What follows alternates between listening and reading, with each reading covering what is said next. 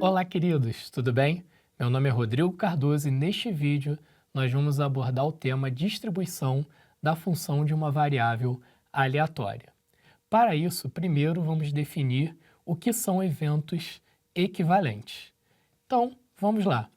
A definição de eventos equivalentes está em torno da seguinte sentença: são dois eventos que ocorrem juntos. Com isso, podemos estudar o que ocorre como a função y igual a h de x, onde x é uma variável aleatória. Repare que no primeiro momento eu só disse que x é a variável aleatória, y é uma função de x. Então, o primeiro resultado que nós obtemos, a primeira situação que nós obtemos, é que y também vai ser uma variável aleatória.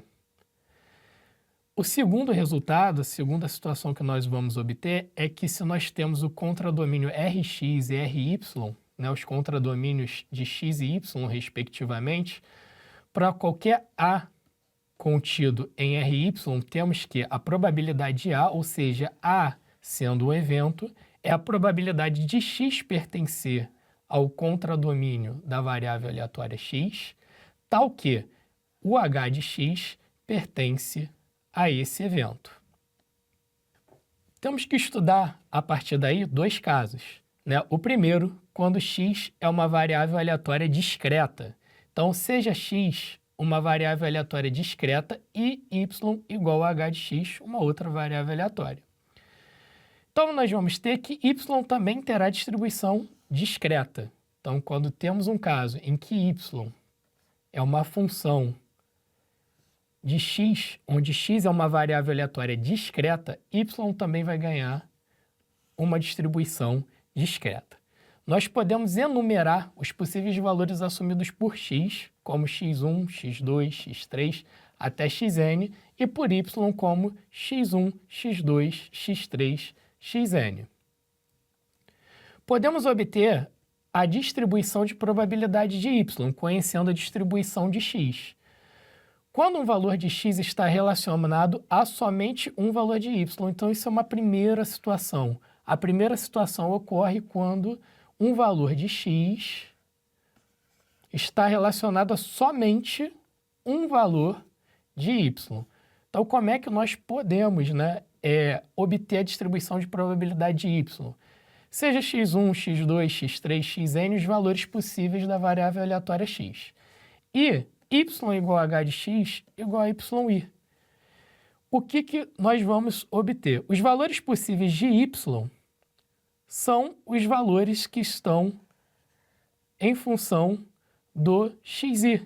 Ou seja, para cada valor xi, ou seja, um desses valores, eu vou ter um valor diretamente relacionado a um e somente um valor associado ao y. E como é que eu consigo calcular a probabilidade desses valores? A probabilidade desses valores vai ser exatamente a probabilidade do valor que está relacionado a esse yi. Além da primeira situação, nós vamos ter uma segunda situação. E qual seria essa segunda situação? A segunda situação é quando mais de um valor de x está relacionado a um valor de y. Ou seja, agora nós temos mais de um valor da variável aleatória x que estão relacionados a um valor de y. Então, sejam x1, x2, x3 até xn os valores possíveis de x e y.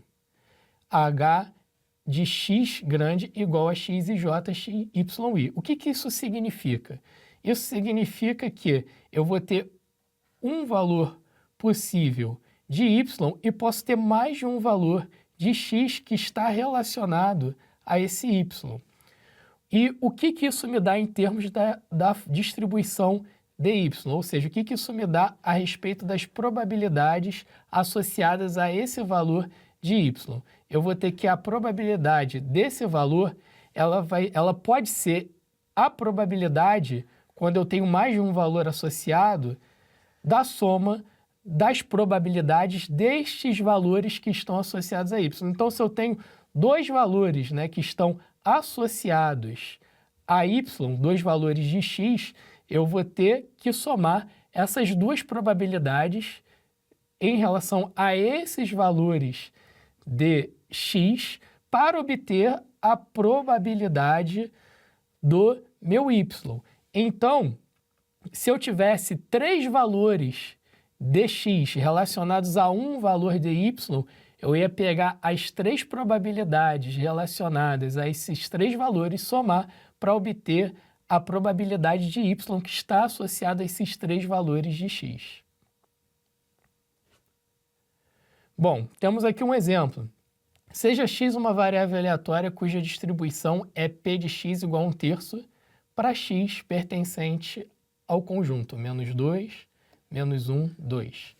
Então, nós temos os valores de x, menos 2, menos 1 e 2. E a probabilidade para cada um desses valores assumidos é 1/3. Calcule a distribuição de y igual a x à quarta. Bom, os valores que podem ser assumidos por y estão no conjunto 1,16. Por quê? Porque o primeiro valor de y eu posso calcular baseado no menos 2. Menos 2 à quarta é 16. Então, a este primeiro valor eu tenho 16. Ao segundo valor é menos 1 elevado à quarta, que é 1. Então, eu vou ter 16 para o primeiro, 1 para o segundo. E 2 elevado à quarta, 16. Então, eu tenho 16, 1 e 2, mas eu tenho dois valores de x que estão associados a um valor de y. Então, para o 1, eu tenho o menos 1 associado e o menos 2 e o 2, né, fazem associação ao 16. Então, logo, quando eu vou calcular a função de probabilidade dessa minha variável aleatória, que ela é discreta, eu tenho que, quando o y é igual a 1, a probabilidade é 1/3.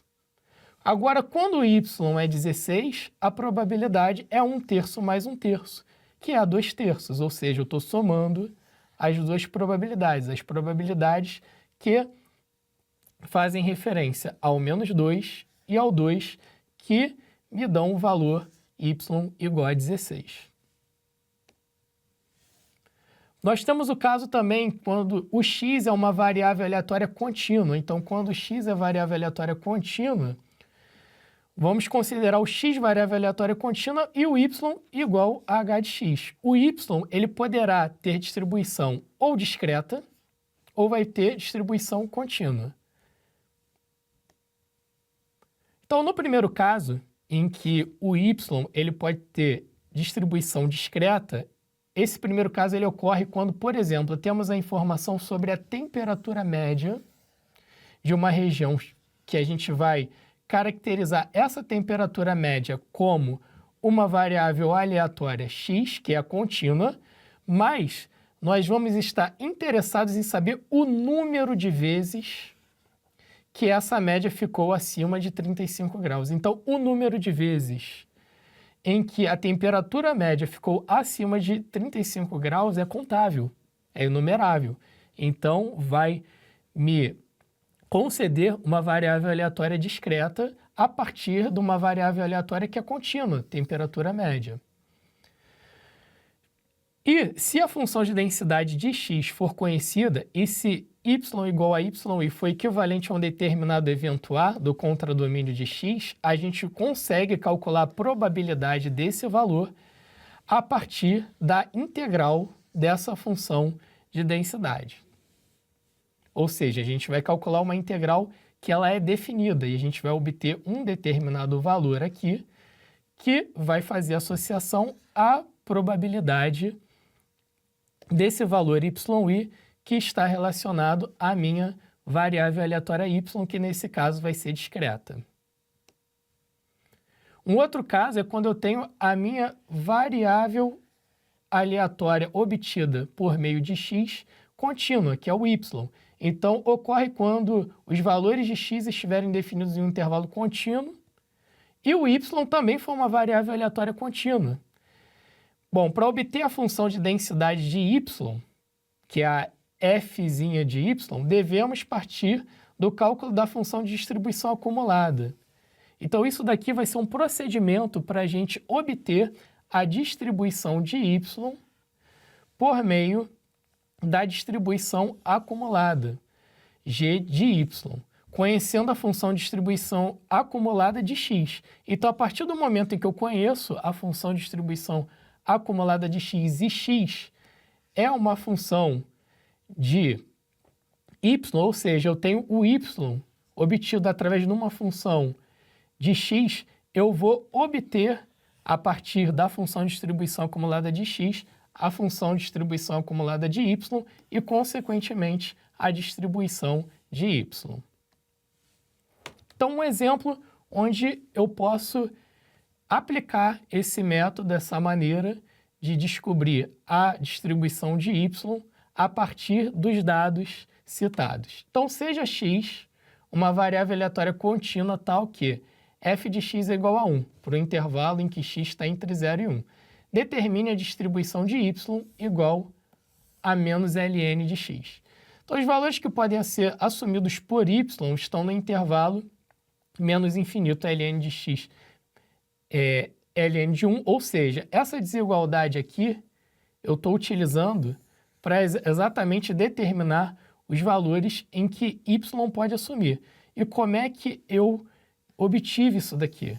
Eu simplesmente peguei o intervalo em que x está entre 0 e 1 e apliquei o ln em ambos os lados. Só que quando eu aplico o ln aqui, eu calculo esse valor a partir do limite, a partir do momento em que eu me aproximo, né, do zero, o que está acontecendo. Então, quando eu me aproximo do zero, né, para obter esse ln aqui aproximadamente, né, próximo do zero, eu vou ter que esse valor está indo para o menos infinito.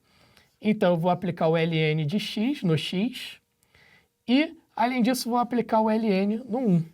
E daqui dessa desigualdade, nós temos que 0 é menor que menos ln, que é menor que o infinito. O que isso significa? Eu peguei essa desigualdade e multipliquei por menos 1 em ambos os lados, lembrando que ln de 1 é igual a 0. Então, se eu multiplico por menos 1 em ambos os lados da desigualdade, eu inverto o sinal da minha desigualdade. Então, se eu multiplico por menos 1, eu vou ter 0 menor que menos ln menor que infinito. Ou seja, mais ou menos ln de x remete exatamente à função que caracteriza a minha variável aleatória y. Então, eu vou ter que os possíveis valores de y, eles são maiores que 0. Ou seja, se isso aqui é y, né, eu vou ter o y maior do que 0. Temos ainda uma outra informação a ser considerada. O que nós temos? Nós temos que a função de distribuição acumulada de x, ela é 0, se o x ele é menor ou igual que 0. Ela é x, se o x está entre 0 e 1, ou seja, aberto no 0, fechado no 1. Mas nesse caso, como nós temos variável aleatória contínua, este modo como a gente determina a desigualdade não é tão importante. E, além disso, nós temos que a f de x é igual a 1 se o x é maior ou igual que 1. E por que não é muito importante? Só para destacar. Porque é contínua. Essa função aqui, para a variável aleatória contínua, ela vai ser um gráfico contínuo. A gente vai ter uma função contínua. Então, a gente não vai ter saltos, não vai ter pulos em relação a essa função. Bom, então, se a gente tem essa função de distribuição acumulada e nós obtemos esses valores, nós vamos para o intervalo em que x está entre 0 e 1 e y é maior que 1, determinar a função de distribuição acumulada de y. Então, como nós vamos fazer isso? Nós vamos pegar que a função de distribuição acumulada de y, isso, por definição, é a probabilidade de y ser menor ou igual que y pequeno, só que a variável aleatória, y, é menos ln de x.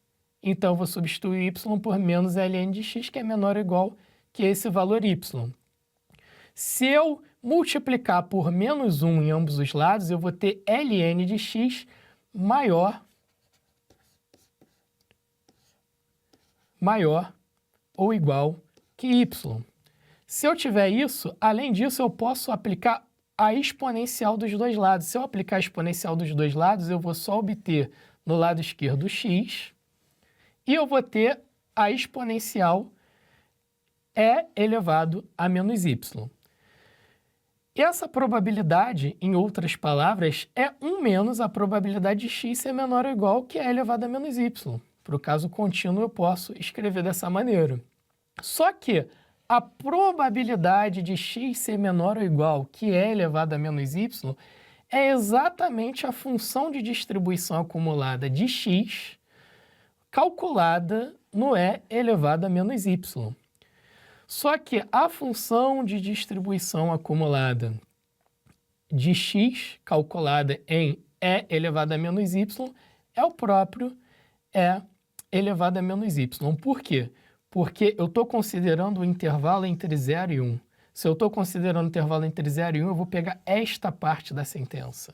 Se eu vou pegar essa parte da sentença, eu vou calcular isso aqui na função de distribuição acumulada de x nesta parte da função, que é a segunda sentença, então eu vou ter o x igual a e elevado a menos y. Então, eu vou ter 1 menos e elevado a menos y. Então, isso aqui é a função de distribuição acumulada dy. Então, agora eu tenho que obter a minha função de densidade de y para eu saber a distribuição dy, da variável aleatória y. Então, o que eu faço? O que diz o passo final do procedimento. Eu vou pegar a função de distribuição acumulada e eu vou derivar. A partir do momento em que eu derivo a minha função de distribuição acumulada, eu vou obter a minha função de densidade, o que caracteriza a distribuição de y, que é e elevado a menos y. Retornando ao slide anterior, a derivada de 1 é 0, a derivada de menos e elevado a menos y é e elevado a menos y, e isso vale para y maior do que 0. Bom, queridos, eu espero que o vídeo de hoje tenha agregado conhecimentos para a sua vida acadêmica e profissional. Espero por você em um próximo vídeo, uma próxima oportunidade. Um grande abraço e até mais!